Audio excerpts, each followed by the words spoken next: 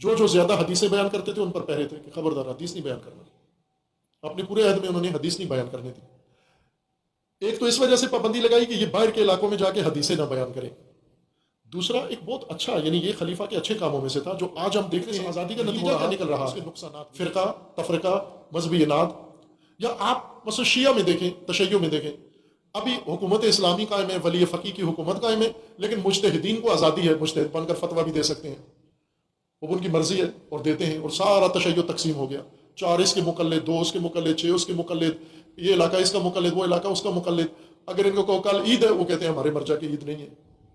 ये नुकसान है। खलीफा ने इससे बचा लिया। अगर खलीफा के जमाने में ईद थी तो एक ही दिन ईद होती थी, क्यों कि मौलवियों को इजाजत नहीं थी बाहर। चलेगा। काम तावील के बगैर आप कलाम के ऊपर नहीं चला सकते। हमें इस वक्त शिया आलम दीन को बचाना कलाम है। में तावील की जब जरूरत उनको नहीं है ना, बचाना है तो हम ये तावील कलाम की करेंगे क्या भाई। जरूरत है? अब मसला हमारा कहाँ पे आया कि जब उन्होंने कहा कि यह आसन इकदाम था, बहुत अच्छा इकदाम था कि उन्होंने हदीस के ऊपर पाबंदी लगाई, तो वो अच्छा इकदाम जवान नकवी साहब इससे नहीं मानते, ना जवान नकवी साहब मानते हैं, ना कोई शिया मानता है। लिहाजा आप लोगों को समझाएं कि मेरे भाइयों, जवान नकवी साहब जवाब भी नहीं इस चीज को मानते, उसके आसान ऊपर नहीं दलील समझते। कहा है ना, देखें ये ऐसे नहीं करें ना, ऐसे नहीं करें, नहीं मानते, ये दलील दावा नहीं है। है, तावील है। दलील नहीं है, हाँ, तावील है। हाँ, दलील नहीं है, तावील की बात तावील है। करो ना, तावील बात हाँ, चले मैं भी बात, की तावील मैं अपनी बात पूरी कर लूं एक दफा, मैं अपनी बात पूरी कर लेता हूँ, ठीक है।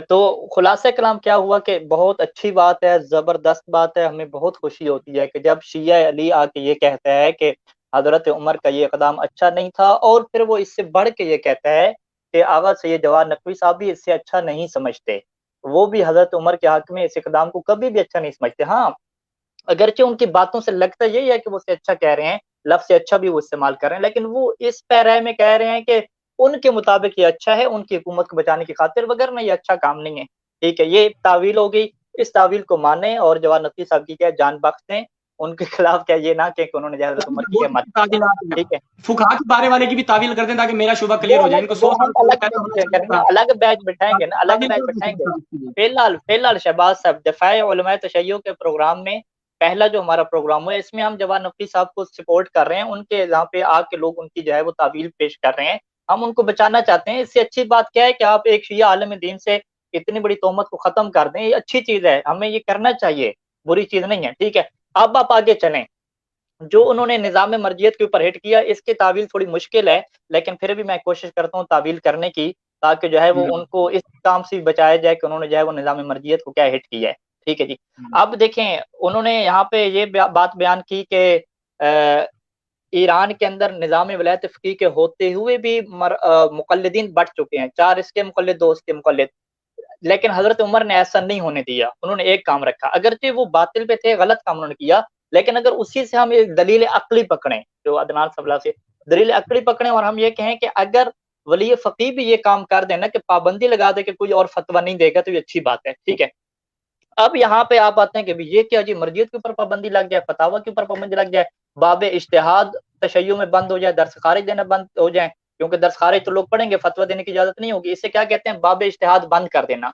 एक हाकिम आ गया, किसी को फतवा देने की इजाजत नहीं है, बाब इज्तिहाद बंद कर दें।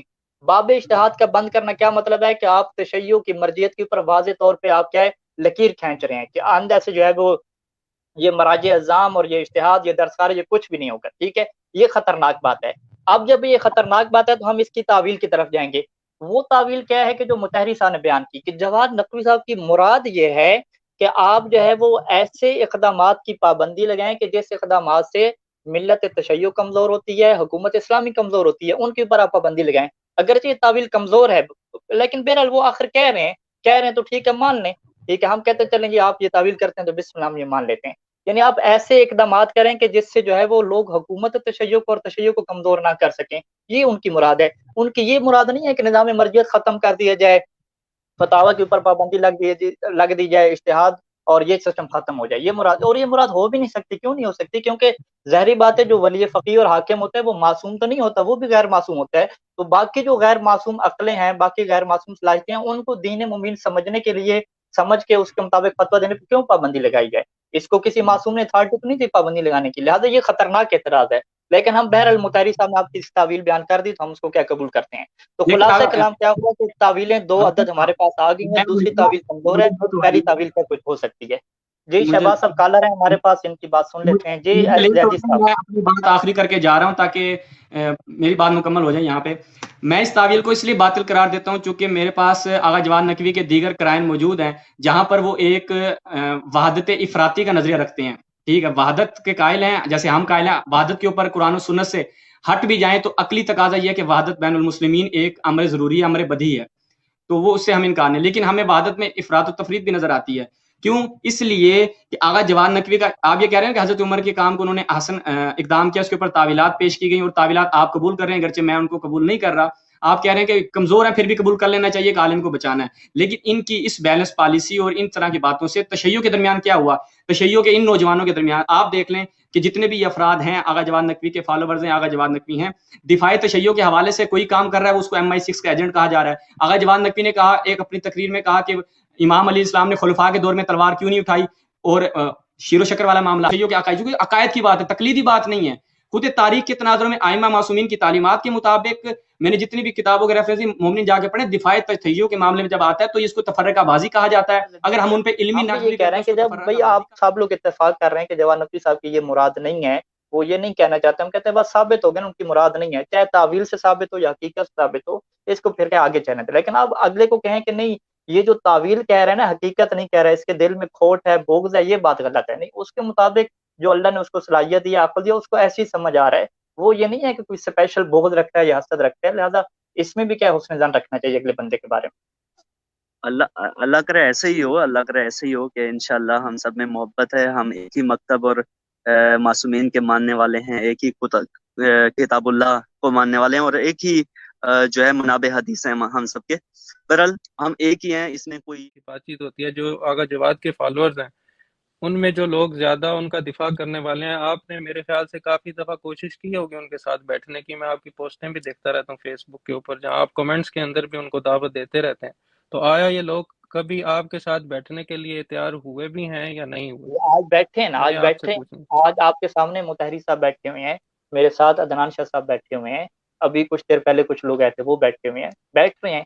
अब कुछ लोग नहीं बैठते तो ठीक है, हम उनसे समझा रहे हैं कि भाई आओ बैठे मिलजुल के बात करें, जरूरी थोड़ी थोड़े और बैठे हैं उन्होंने हमने। वीडियोस बनाई हुई हैं आपके खिलाफ यूट्यूब पे कि हाँ नजवी बनाते तुलाब जो है हैं। वो बड़ी हाँ तौहीन कर रहे शमशीरी साहब की बात कर रहे हैं, शमशीरी साहब की, हैं। शिफा शमशीरी जी साहब से जी बारहा मैंने कहा कि आप हैं बैठें, व्हाट्सएप पे हम बात करते हैं। एक गिलगित में होते हैं, उनके नेट की मुश्किल होती है, वो मेरे भाई सही हैं, सही। प्यारे भाई हैं उनके, वो कहते हैं कि आप वीडियो में जवाब दें, क्योंकि वीडियो में जवाब तब दूं कि जब बात करने वाला मेरा शिया मोमिन अपना भाई ना हो, मैं उसके खिलाफ वीडियो बनाऊं। आप लोगों को अच्छा जी लगता है जी तो बनाएं, आप मेरे मोमिन भाई हैं, आप मेरे साथ बैठे हैं यार, मेरा व्हाट्सएप नंबर आपके पास मौजूद है, आपका मेरे पास नंबर मौजूद है, हम आप इसमें गुफ्तगू कर सकते हैं। ठीक है, इसमें जी एक जी दूसरे के खिलाफ ये हम क्यों बातें करें। जी। आगे मेरी बस आखिरी सजेशन यही होगी कि इस तरह की सजेशन, ये जो डिस्कशंस की नशिस्तें हैं ना, ये ज़्यादा से ज़्यादा अरेंज करें ताकि जी लोगों के दिमाग जो है वो क्लियर हों।